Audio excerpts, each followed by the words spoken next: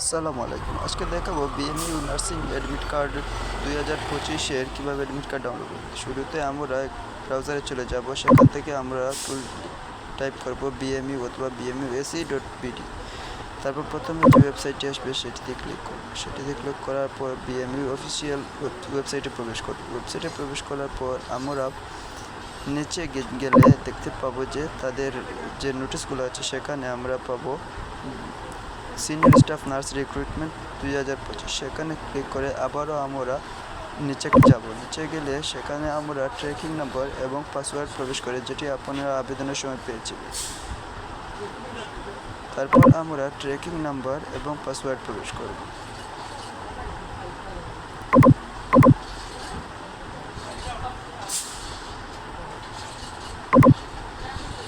তারপর gate admit কার্ডে click করলে